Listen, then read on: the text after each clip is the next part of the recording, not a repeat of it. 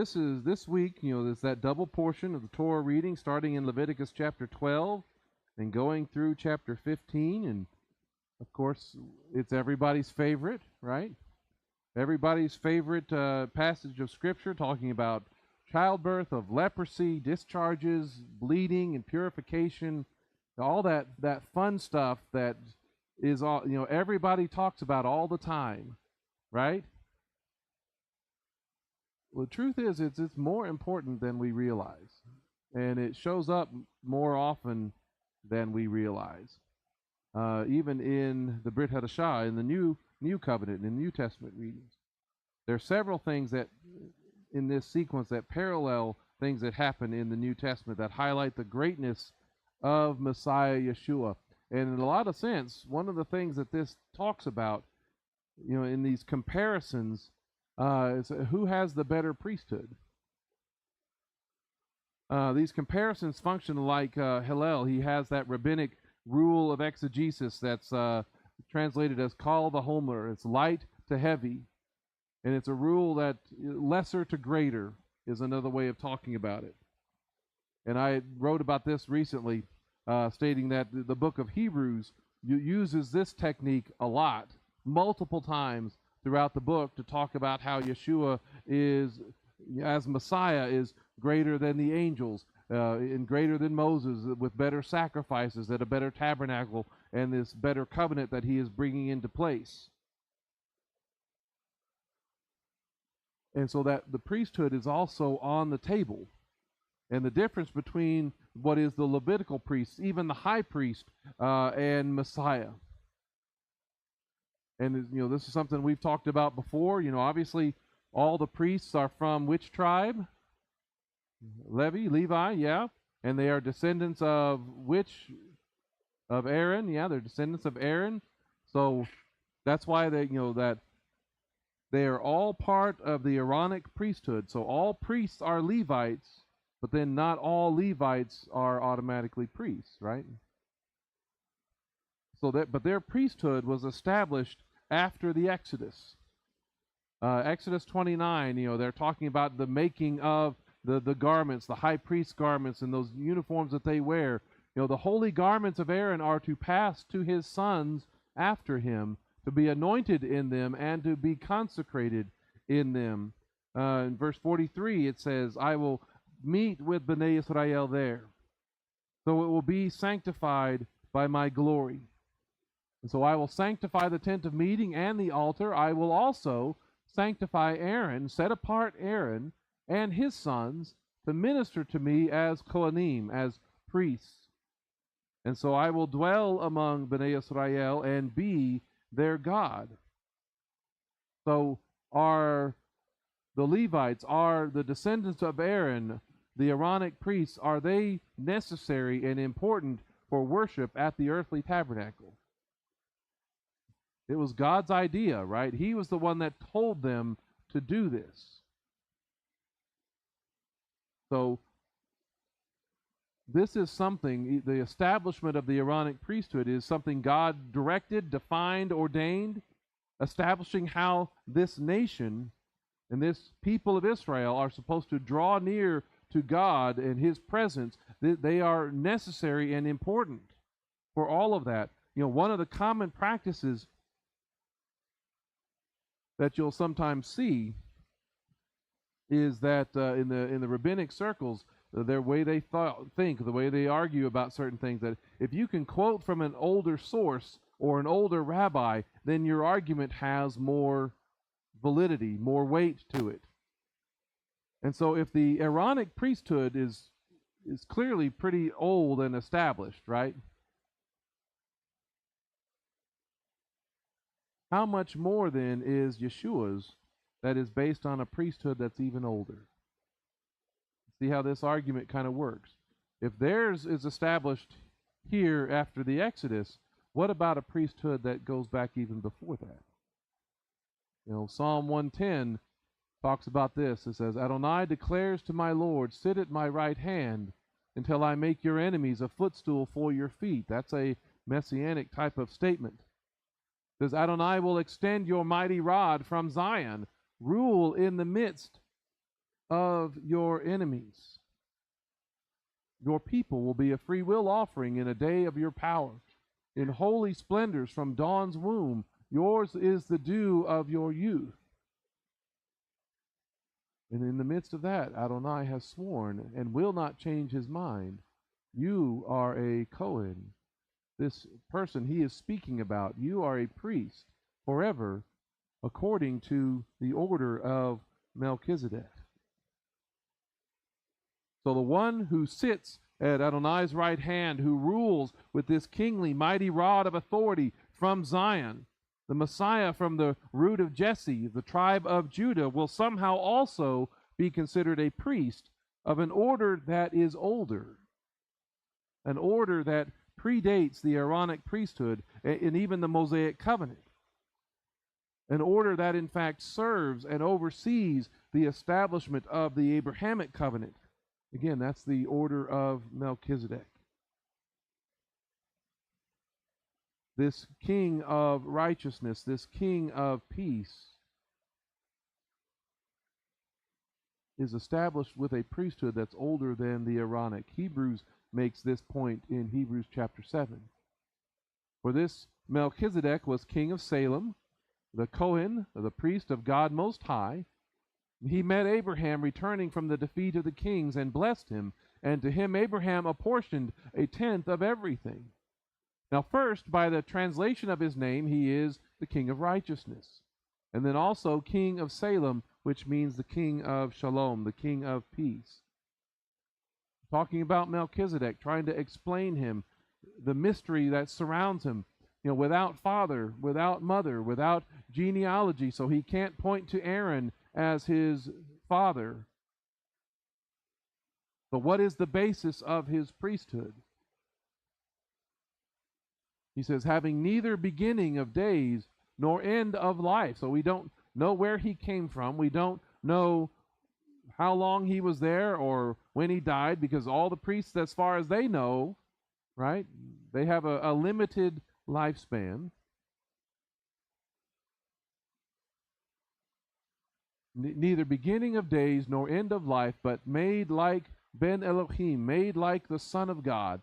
He remains a priest for all time. Now we see how great this man is, for even Abraham, the patriarch, gave him a tenth out of the plunder.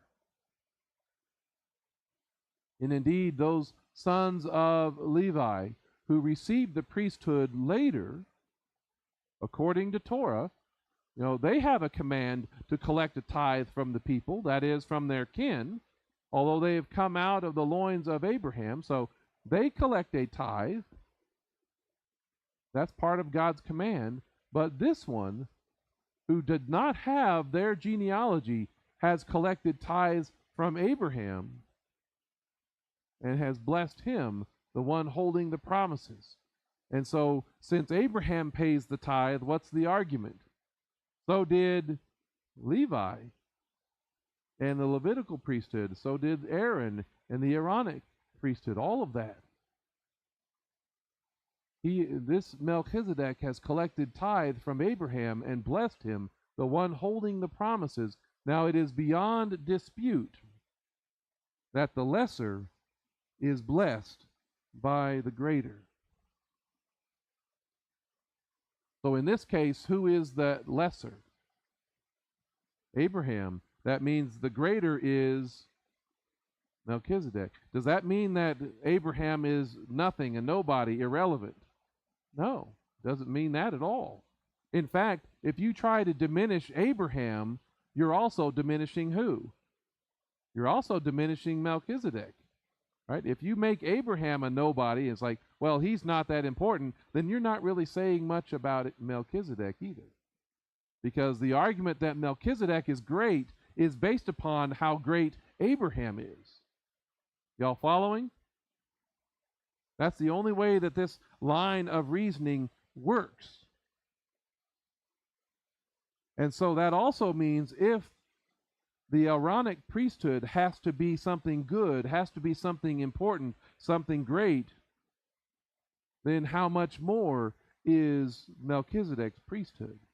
Because again, Aaron, through Abraham, paid the tithe to Melchizedek.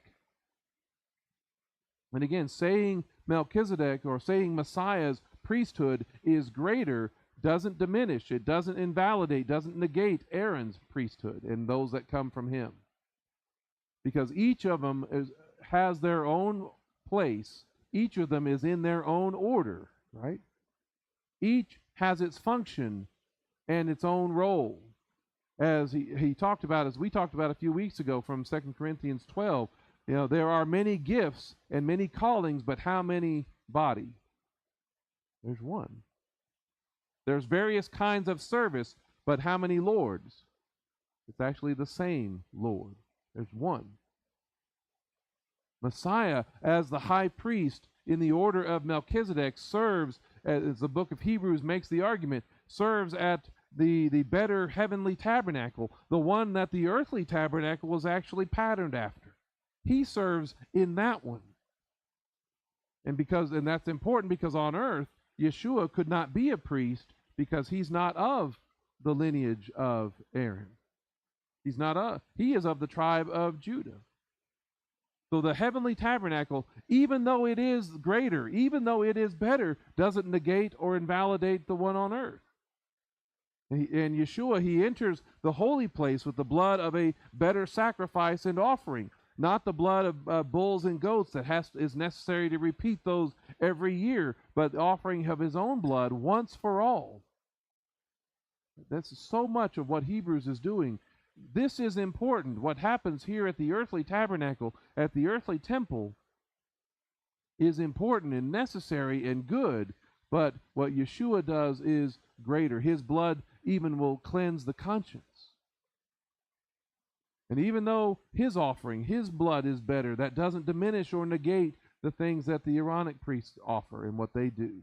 They serve different purposes and accomplish different things.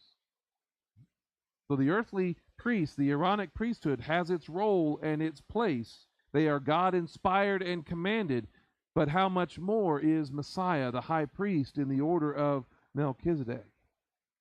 And this Torah portion from Leviticus, we see this contrast between the priesthoods in regards to the issue of things like bleeding or things like leprosy.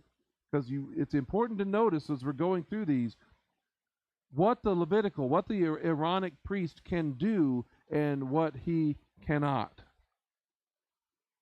Starting with this one, this is Leviticus 15. If a woman has a discharge and her discharge from her body is blood, she shall be in her niddah 7 days, and whoever touches her will be unclean until evening. The priest is not really able to do anything for her until after she comes and reports that the issue has stopped. He never really sees her. He doesn't offer any medical type of advice. He never really touches her. He never let her touch him. But it says, a couple verses later, if she is cleansed of her discharge, then she is to count off 7 days for herself. And after that, she will be clean. So he, as the priest, is not really doing things for her at this point. It's on the 8th day that she is to take 2 turtle doves and 2 young pigeons and bring them to the Cohen, bring them to the priest at the entrance of the tent of meeting. And the Cohen is to offer the one for a sin offering and the other for a burnt offering. So the Cohen will make atonement for her before Adonai for the uncleanness of her discharge. Right? He is only there. He is only able to facilitate her, to help her be restored. He's not really changing her situation or her condition at all. But you see a moment in the Gospels when Yeshua doesn't treat a woman in that situation the same way that the priests do. He's able to actually do more than they do, demonstrating that he is greater. In Mark chapter 5, it says there was a woman with a blood flow that lasted for how long? 12 years. She had suffered much under many doctors. So she had done a whole lot to try and find a way to make this stop, but nothing was working. She'd spent all that she had without benefit, and instead she grew worse. Who did she not go to?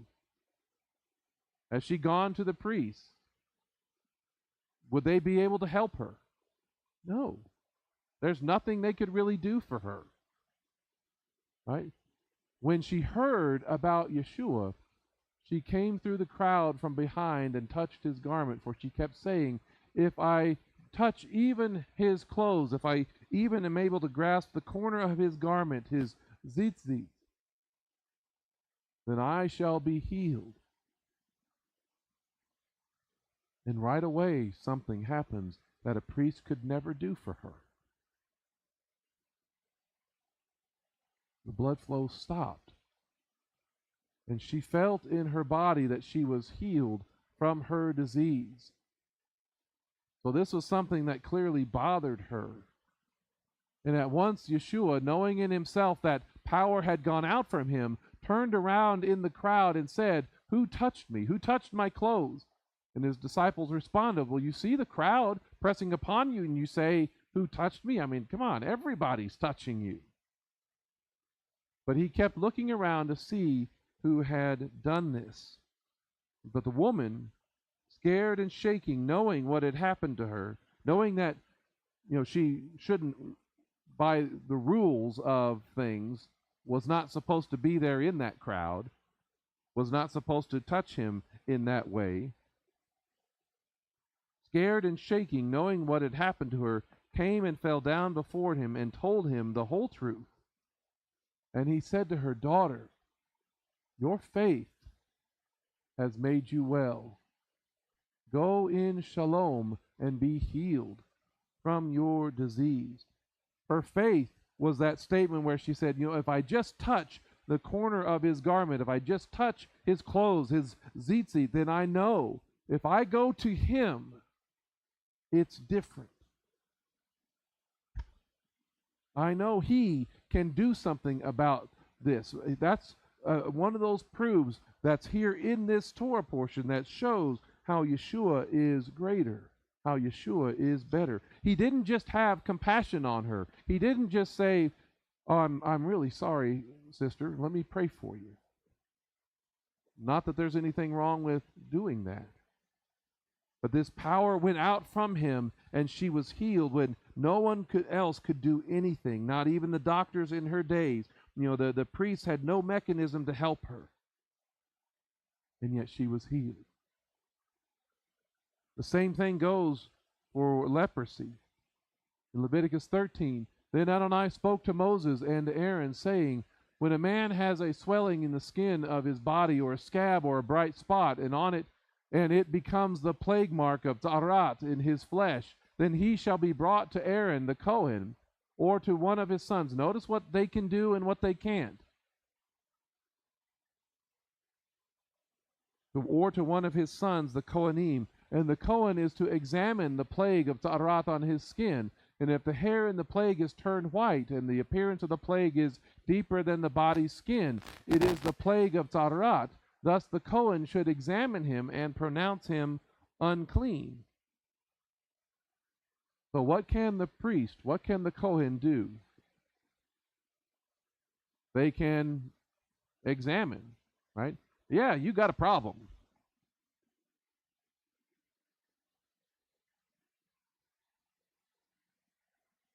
What? Anything else?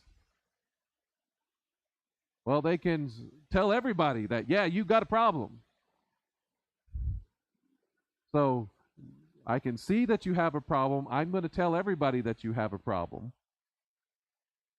And verse 4 of chapter 13 goes on. It says, if the bright spot is white in the skin of his body, but its appearance is not deeper, his hair is not turned white, the Kohen is to then do what? Isolate the infected person for 7 days. So I can see you have a problem. I can tell everybody, and especially yourself, that you have a problem.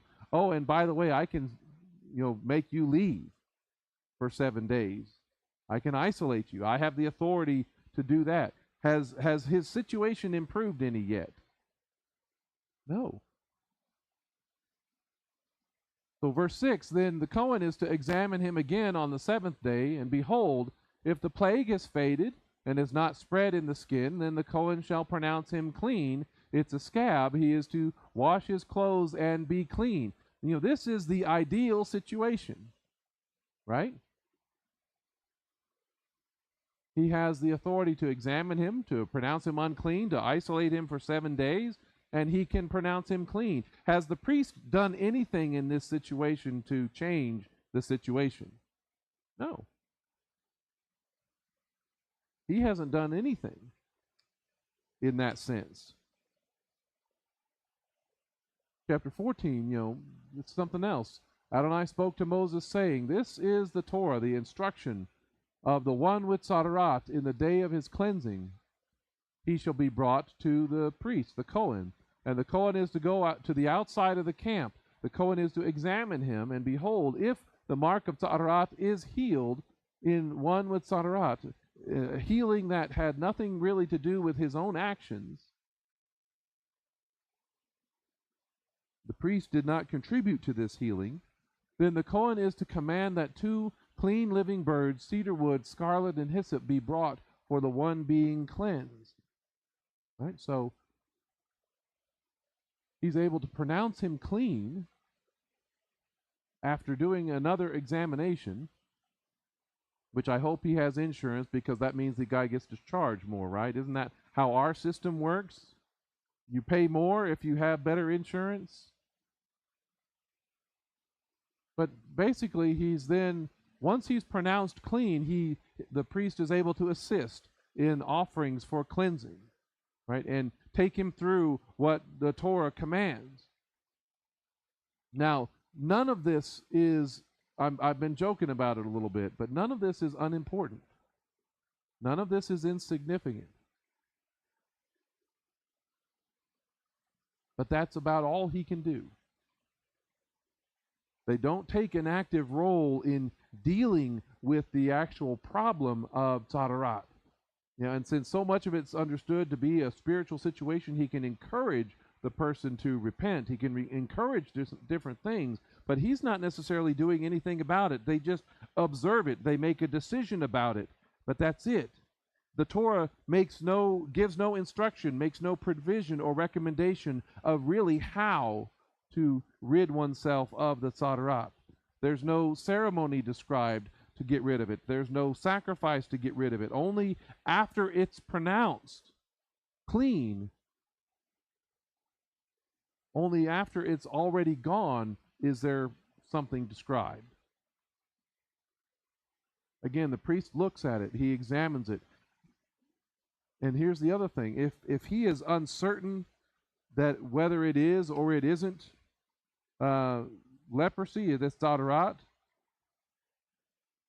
how do you think he's going to respond to that man? I mean, is he going to be concerned about his own status, whether he is clean before God, since it's an uncertainty? Do you think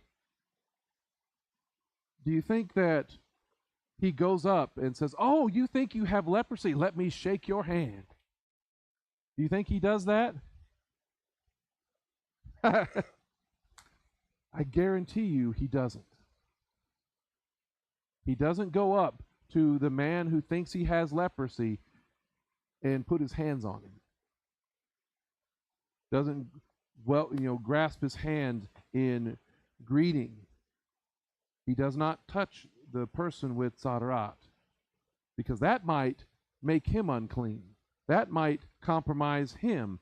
And so then you have, if the sores or the damaged tissue or the impurity disappears, it's not really due to anything that the priest has done on behalf of the person. Now, hopefully, the priest would pray for him or her, pray for their healing, and that's good, that's important, but the priest has no prescription, no directive to give for remedy. No priest, when you think about how leprosy has appeared already in the Torah, no priest had a hand in Moses getting leprosy, right? When he was going before the Egyptians with the sign that God gave him, and he was told to put his hand inside his cloak, right? And he took it out, and it had leprosy on it, right? Did a priest do anything to get rid of that? No. He would put it back in, and it would come out clean.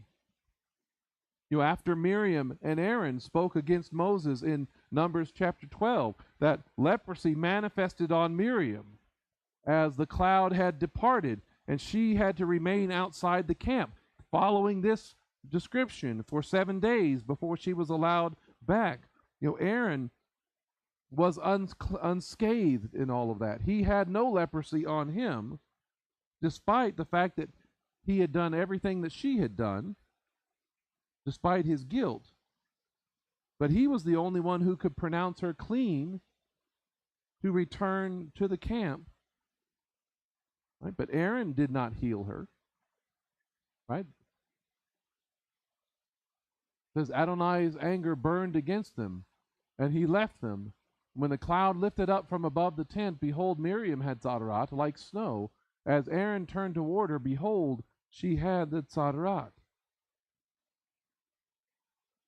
But he could only pronounce her unclean, and after 7 days of being isolated, he could pronounce her clean and bring her back.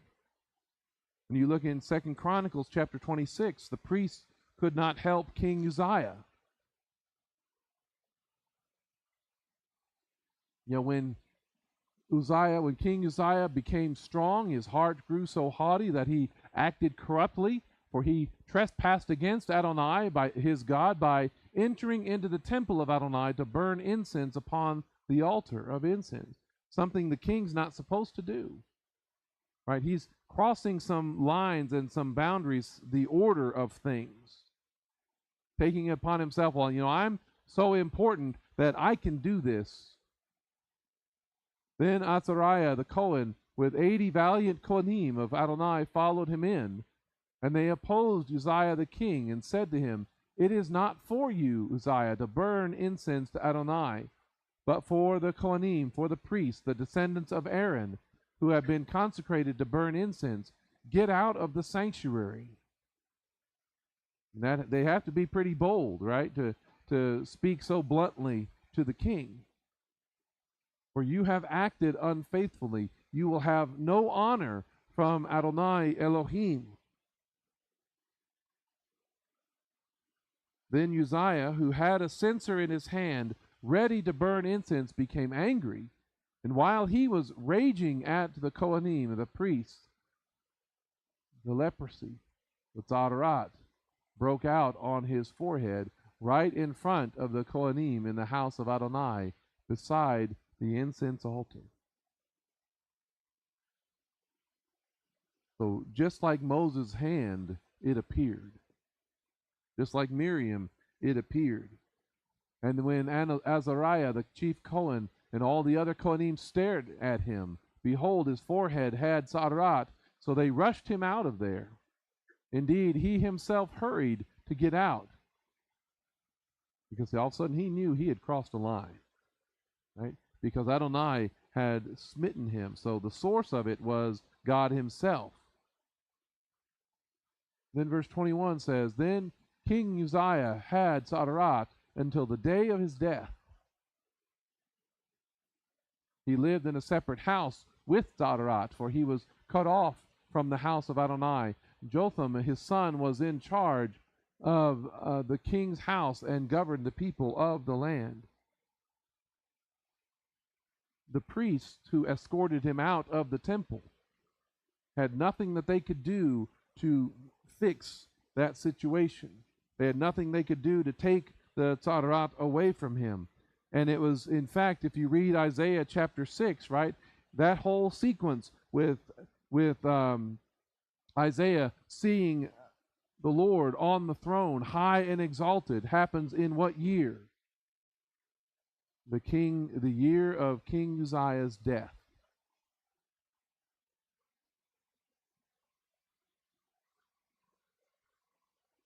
And those priests, again, initially opposing Uzziah, couldn't really help him to get rid of it.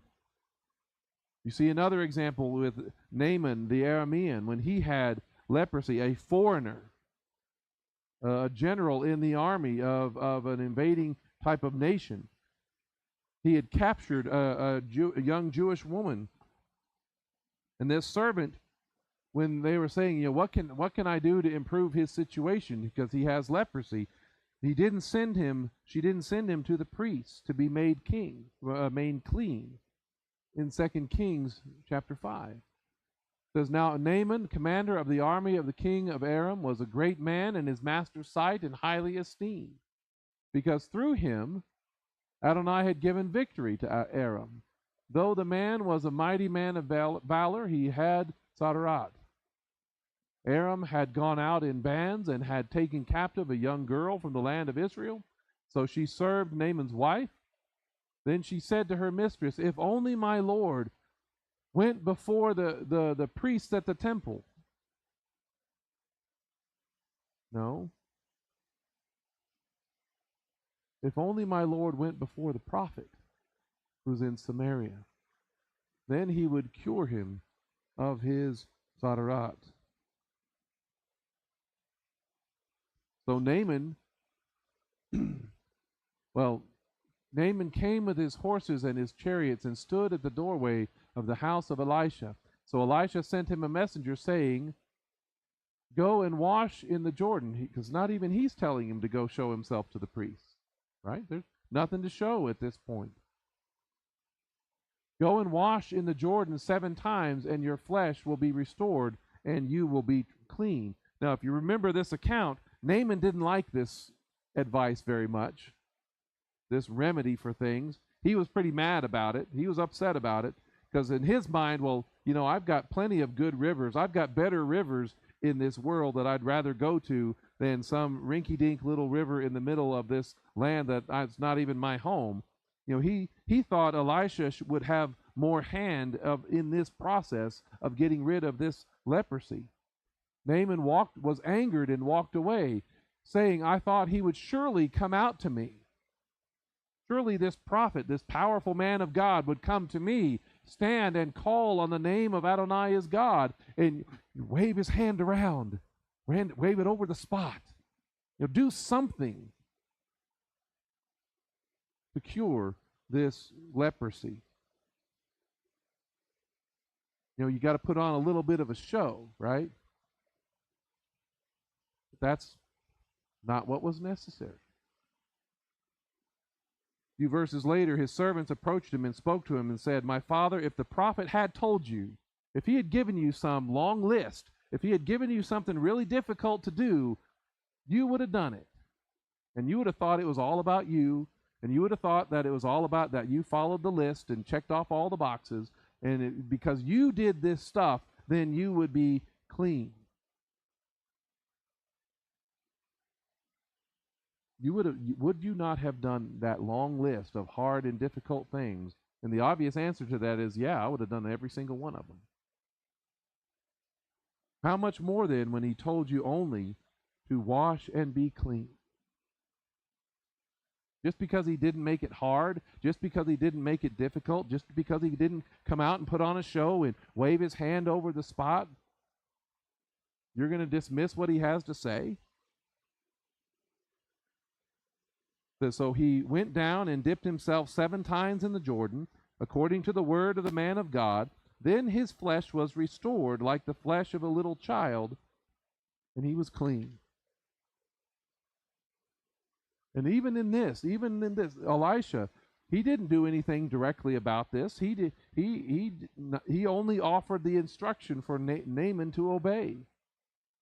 And it was by believing, by obeying, and going to the Jordan, he was essentially believing the word of the Lord, the word of Adonai. Because when he returned with his entire retinue to the man of God, after being healed of this Sadarat, and came and stood before him, he said, Behold, now I know that there is no God in all the earth except in Israel. How does he know that? You think he went to the other gods and asked them to heal him? Well, that sure sounds like to me. that he went to every one of them he could, even all the nations that he might have traveled in, conquered, fought with, and said, hey, maybe your God can heal me. And the answer was every time, no, they got nothing. But now he knows that there is no God in all the earth except in Israel. Then he tries to pay off Elisha, give him great gifts of gratitude. Elisha refuses. This was an act of mercy from God. It was not from Elisha. This was received by faith. You're not going to bribe or pay off God for his mercy. And Naaman was changed forever because of this. He wanted to worship the God of Israel only in this world that was all full of compromise. It says in verse 17, Naaman said, well, if you're not going to take payment for what I've done, what you did for me, then please let your servant be given 2 mule loads of soil for your servant. For your servant will no longer offer burnt offering or sacrifice to any other god except Adonai. I want to stand on the soil that this is the God over. Because in this matter, he says, may Adonai pardon your servant. I live in a world where not everybody believes like I do. Or lets me live as I would like to. May Adonai pardon your servant when my master goes into the house of Rimmon to worship there, leaning on my hand, and I prostrate myself in the house of Rimmon. When I prostrate myself in the house of Rimmon, may Adonai pardon your servant in this matter. Like, man, I really don't want to worship any other god, but I'm a slave, a servant, just like anybody else, and they sometimes make me do things I don't really want to do. May he pardon me. And Elisha says to him, go in peace. There's no record of him going to the priest, going anywhere toward Jerusalem. And other than Miriam and Naaman, there's no documented instance of anybody else, especially an Israelite, being healed with leprosy. No record of somebody going to the priest and doing this prescribed ritual that Leviticus talks about. Someone better than the priest, someone with authority and power more than can be found in this sequence is needed. That's why the healing of somebody with leprosy became a sign of the Messiah, a kind of miracle that only Messiah would do. That when we see this kind of thing happen, then we know that the arrival of Messiah has come. We've talked about these before. Signs that only Messiah really would do, where he casts out a demon from a mute person, because the belief was that you have to learn the demon's name before you can cast him out. Well, if the demon prevents the person from speaking, then you're never going to get that name.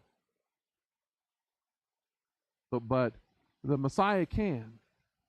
They can heal someone born blind. They can raise the dead. They can heal someone with leprosy. Isaiah talks about this in Isaiah 35. Then the eyes of the blind will be opened, and the ears of the deaf unstopped. Then the lame will leap like a deer, and the tongue of the mute will sing. For water will burst forth in the desert, and streams in the wilderness. Those are things that Messiah can do.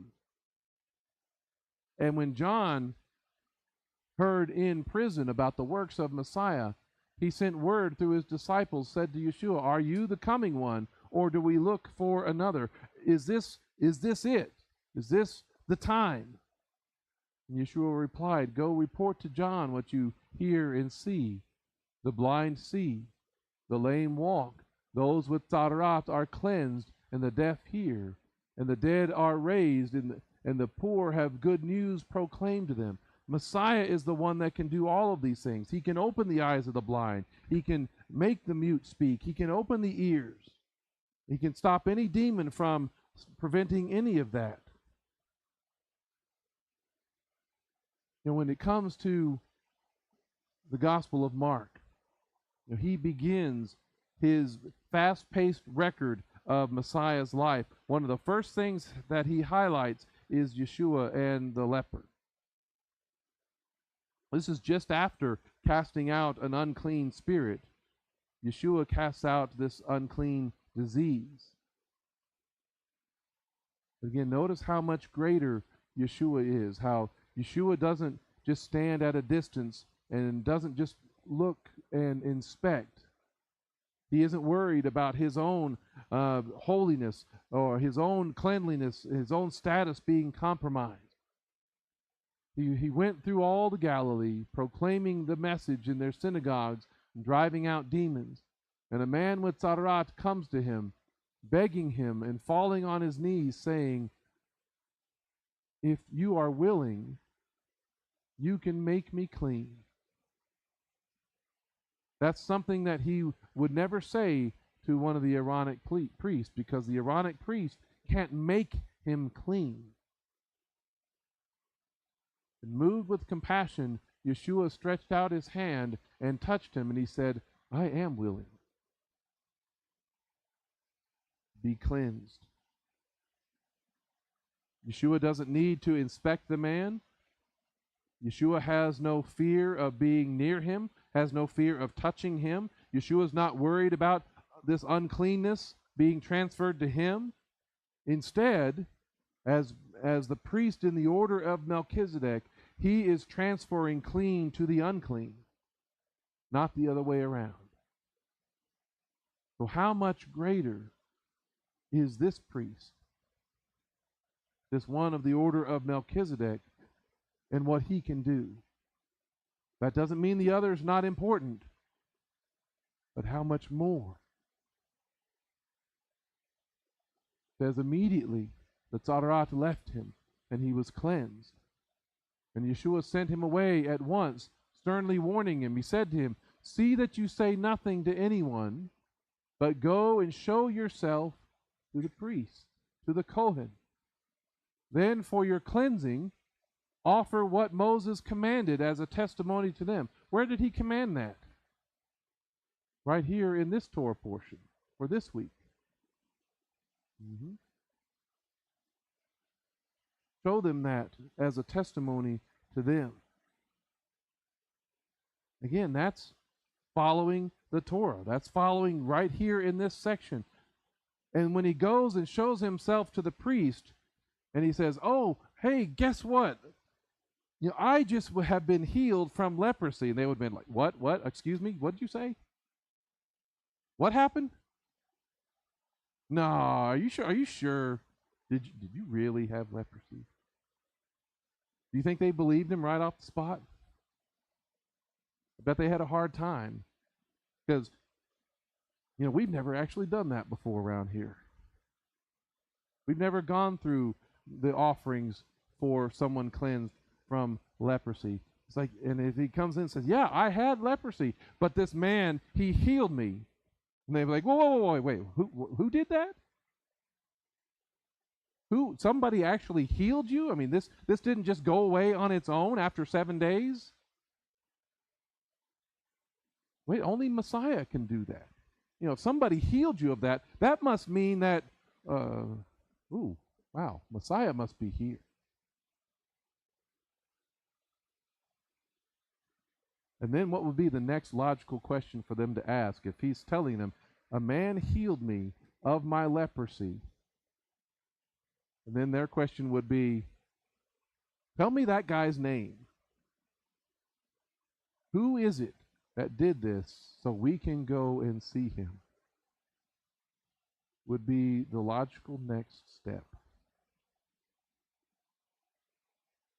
Unfortunately, they didn't get to hear that message. Because instead, but he went out and began to proclaim and spread the word. So much so that Yeshua could no longer enter a town openly, but had to stay out in wilderness areas. Still, they kept on coming to him from everywhere. That "but" implies that the man didn't actually do it. And this, unlike the one from John that we talked about even last night, this "but" is actually there. So that means that the priests never heard this good news. They never recorded or reported this event. That means they could never find out who it was that did this. They could never testify to anybody else that Messiah has arrived. They could never serve as a witness. When Yeshua went on trial, wouldn't it have been nice to have a couple of priests who were there to say, a guy showed up at our place to offer the sacrifices for being cleansed of leprosy, and he said, this man did it. Wouldn't it have been nice to have that testimony on his side? If only this man had remembered what we read in the Haftarah, in the prophets, about those men who had leprosy when the Aramean army took off, right? We read this earlier. When the men with Tzadarat came to the edge of the camp, they entered one tent, ate and drank. They're like, we're going to die anyway. We might as well go see those people. They took from there silver and gold and clothes, then went and hid them. Then they returned and went into another tent and took from there too and went and hid them. Then they said to the other, you know what? This is not right. What we're doing, this is a day of good news. That's Besorah.